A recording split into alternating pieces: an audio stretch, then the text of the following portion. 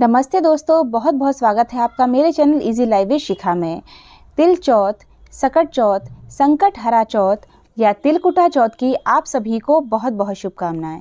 जय श्री गणेश। दोस्तों, हाथ में तिल और पुष्प लेकर आपको बैठना है कथा सुनने के लिए। अगर आपके पास कोई कथा सुनने वाला भी बैठा है तो उनके हाथ में भी तिल और पुष्प दे दें, और जो भी कथा सुनने बैठे हैं वो बीच बीच में हुंकारे अवश्य भरते जाएं। माघ कृष्ण गणेश चतुर्थी व्रत कथा। ये कथा है ऋषि शर्मा नामक ब्राह्मण की। पार्वती जी ने पूछा, हे वत्स, माघ महीने में किस गणेश की पूजा करनी चाहिए तथा इनका क्या नाम है?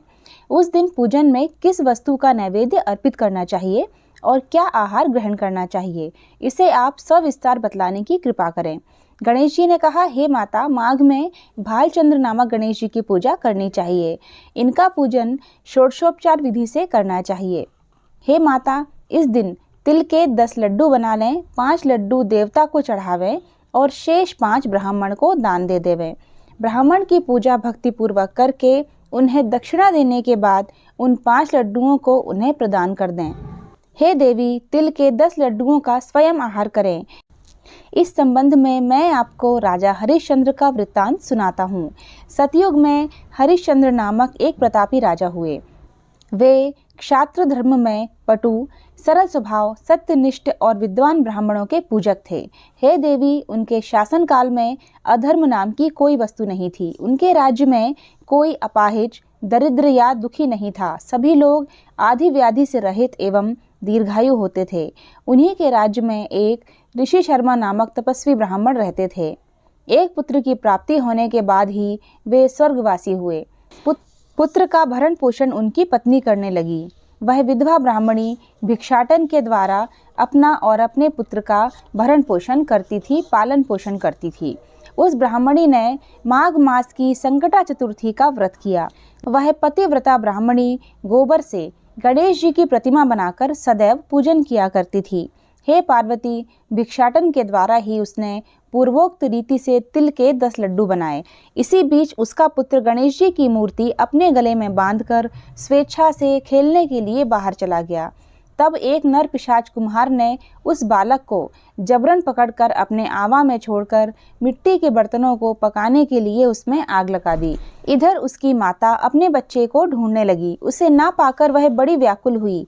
वह ब्राह्मणी विलाप करती हुई गणेश जी से प्रार्थना करने लगी कि हे गणेश जी, हे विशाल शरीर वाले, हे सूर्य नारायण की लाली के सदृश कांति काली, हे सुंदर जटा समूह को धारण करने वाले, आप इस दुखनी की रक्षा कीजिए।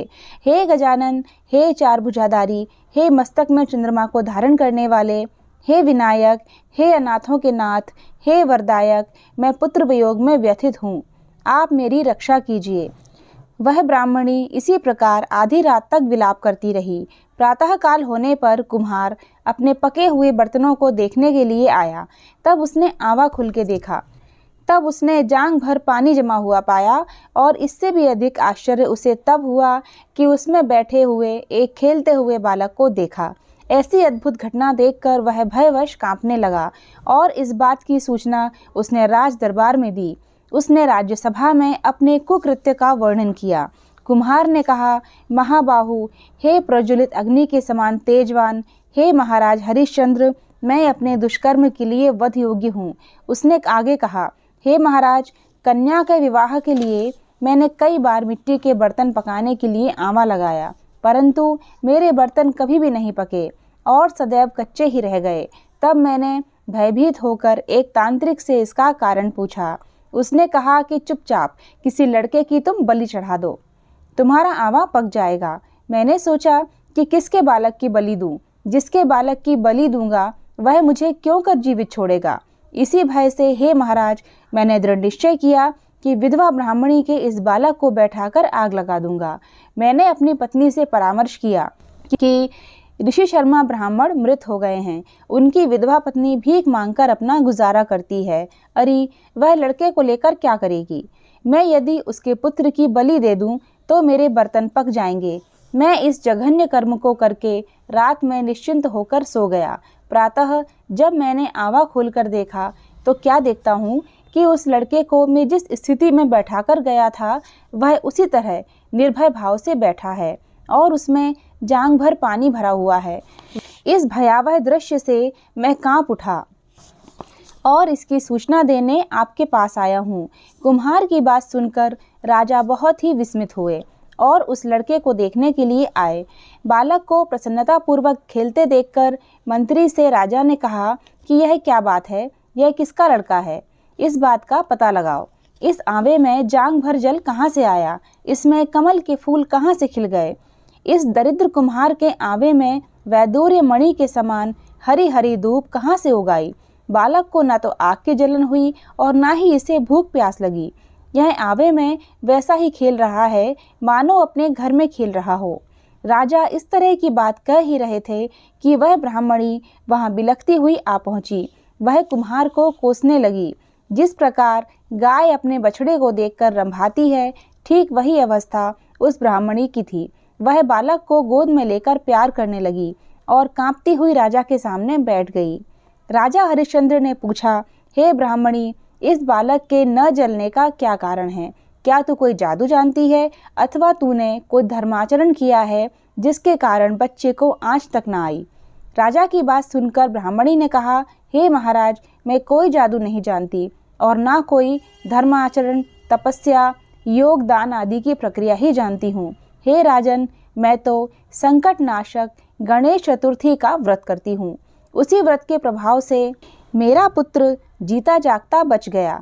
ब्राह्मणी की बात सुनकर राजा ने कहा कि मेरे राज्य की संपूर्ण जनता इस संकट नाशक गणेश चतुर्थी का व्रत करे, इसमें मेरी पूर्ण सम्मति है। राजा ने उसकी परिक्रमा करते हुए कहा कि हे पतिव्रते, तू धन्य है। राजा ने संपूर्ण नगरवासियों को गणेश जी का व्रत करने का आदेश दिया। इस आश्चर्यजनक घटना के कारण सभी लोग उस दिन से प्रत्येक मास की गणेश चतुर्थी का व्रत करने लगे। इस व्रत के प्रभाव से ब्राह्मणी ने अपने पुत्र के जीवन को पुनः पाया था। इतना कहने के बाद श्री कृष्ण ने कहा कि हे युधिष्ठिर, आप भी सर्वोत्तम व्रत को कीजिए। इस व्रत के प्रभाव से आपकी सभी मनोकामनाएं पूर्ण होंगी। आप मित्रों, पुत्रों और पौत्रों को सुख देने वाले साम्राज्य को प्राप्त करेंगे। हे महाराज, जो लोग इस व्रत को करेंगे उन्हें पूर्ण सफलता मिलेगी। भगवान कृष्ण की बात से युधिष्ठिर बहुत प्रसन्न हुए और माघ कृष्ण गणेश चतुर्थी का व्रत करके निष्कंटक राज्य भोगने लगे।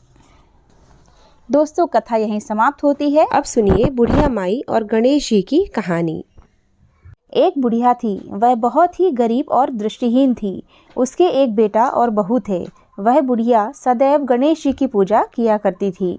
एक दिन गणेश जी प्रकट होकर उस बुढ़िया से बोले, बुढ़िया माँ, तू जो चाहे सो मांग ले।